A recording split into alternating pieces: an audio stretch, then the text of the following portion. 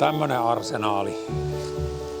Siinä on 4 kottikärryt ja 1 000 000 ämpäriä ja lapioita ja talikoita ja on tuolla grillikin. Grilliä ei varmaan tänään tarvita, mutta kottikärryjä tarvitaan ja ämpäreitä, kun Helsingin luonnonsuojeluyhdistys tulee pistämään Konallanojan latvoja kuntoon.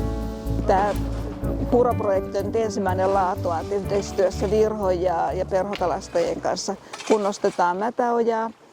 Ja se, mikä on ollut hyvä tässä projektissa, että me ollaan saatu uusia jäseniä mukaan toimintaan. Varmasti saadaan jatkoa vielä tällaiselle toiminnalle.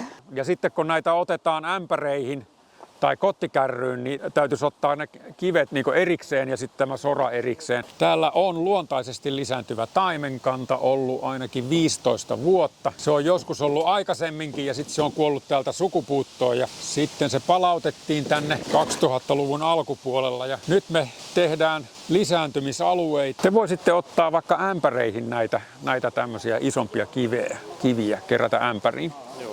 Ja tänne siis viedään niitä lopulta sitten? Joo. Voitte vierittää tästä alas? Ei vielä. Voitte kerätä ämpäriin niitä ensin. No siellä ainakin huudetaan nyt kiviä. Tuollaanko sille puolelle vai niin? Jaksaako tätä kantaa? Saataanko turheella? Mä rupesin heti.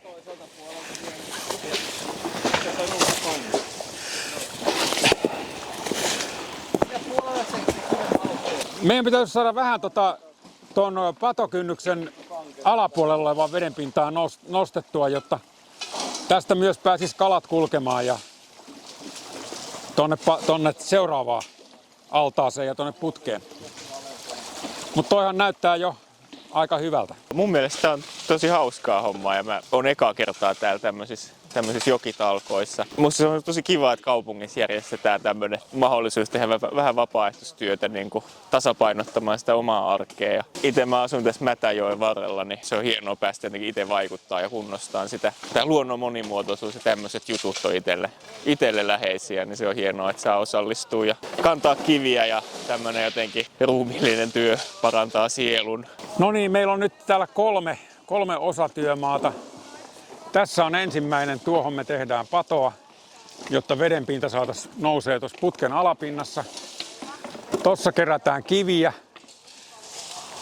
Niillä kivetään tuota uomaa, jotta sieltä kalat ja hyönteiset löytää piilopaikkoja. Esimerkiksi tuonne lentää niitä kiviä. Sitten tuolla vielä kauempana tehdään kutupaikkaa taimenille. Tuosta sorasta, mitä näkyy tuolla ihmisten takana kasassa. Siitä tulee lemmenpesä taimenilla. Me ollaan tässä tekemässä kutusoraikkoa, eli laitetaan tämmöistä sopivan kokoista soraa, eli tää on tämmöisen niin kuin paikallisen taimenen semmoisen 30-40 senttisen emokalan sille sopivaa soraa. Jos merikaloille olisi vähän isompaa, mutta niitä ainakaan toistaiseksi ole täällä vielä näkynyt, niin laitetaan tämmöisen vähän pienemmälle kalalle sopivaa. Ja sitten tehdään tähän semmoinen, tässä on semmoinen iso kivi ja sitten tonne heiteltiin äsken pienempää kivikkoa, niin niiden välille sitten tulee tämmöinen sorapatia, mihin toivon mukaan taimenet sitten rupeaa kutemaan. Mä oon eka kertaa tällaisissa talkoissa. Tykkään kovasti, tuntuu tärkeältä olla osana auttamassa ympäristöä ja luontoa, tehdä itse jotain konkreettista, hyödyllistä luonnon hyväksi. Nämä talkoot kestää pari tuntia ja tapahtuu täällä ihan niin kuin kaupungin siimeksessä, niin mikä sen helpompaa kuin tulla tänne illalla pariksi tunniksi. Niitä, mitkä on siinä, niin voisitte heitellä tähän niin kuin ihan tähän keskelle vaan. Kiviä, siis siihen tulee niin poikaskivikkoa. Eli idea on siis se, että kun meillä on tässä tää soraikko ja tästä kuoriutuu niitä semmoisia tulitikun mittaisia poikasia, niin ne tarvii suojaa sitten. Minä olen täällä edustamassa itseäni, eli olen tämmöinen vaelluskala-aktivisti, mutta kuulun myös Luontoliiton virtavesiryhmään, joka Luontoliitto on siis lasten ja nuorten luonnonsuojelujärjestö. Ja meillä on myös tosiaan virtavesiryhmä, niin kuin sanoin, ja tehdään myös tällaista toimintaa, että ollaan talkoiltu puroilla muun muassa Lukupurolla, myöskin Mätäjoella, jonka sivuuomalla nyt tässä työskennellään. Että siellä on virtavesistä ja vaelluskaloista kiinnostuneita lapsia ja nuoria. Ja aika aktiivista toimintaa myös ollut sekä näiden purohommien että erinäisen vaelluskalapolitiikan, esimerkiksi padonpurkujen suhteen. Sitten voisi melkein ruveta laittaa sitä soraakiksi. Niin. Joo, se alkaa olla. Siihen reunalle. No itse asiassa tähän voisi laittaa, tässä on aika vähän. Ota mä menen pois tieltä. Me voidaan siirtää, niin on helppo tietää. Täällä on niin kunnianhimoisia soraanlappajia, että hyväkö nousee. Oh jee. Mulla on 6 ämpäriä. No joo, nyt on talkoot saatu päätöksiin ja paljon ihmisiä ja innokkaita tekijöitä, niin näähän menee yllättävän nopeasti. Että tässä nyt pari tuntia tehtiin työtä ja koko kivi- ja sorakasa katosi.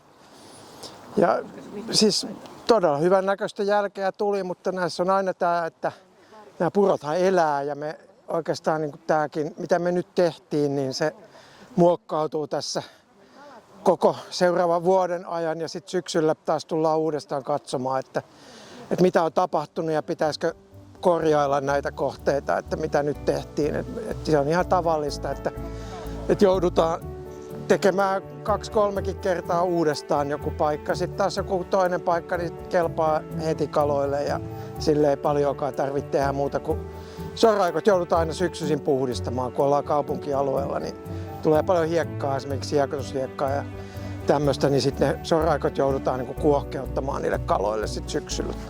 Mutta muuten tämä nyt näyttää oikein hyvältä ja nyt ei ainakaan yhtään hiekkaa, kun on just uudet sorat laitettu. Joo, talkoot ohitte, vesi alkaa kirkastua, taskulamppu tietysti aina mukana niin kuin kuuluu ollakin taimen tarkkailussa ja lopputulosta voi fiilistellä tässä nyt.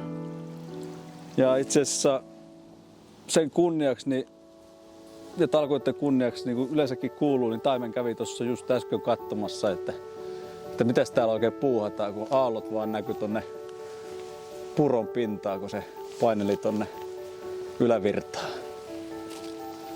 Vielä ei ole nähty tässä, mutta todennäköisesti syksyn kudun aikana, niin eiköhän me tässäkin kala nähdä. Tuossa menee poikana.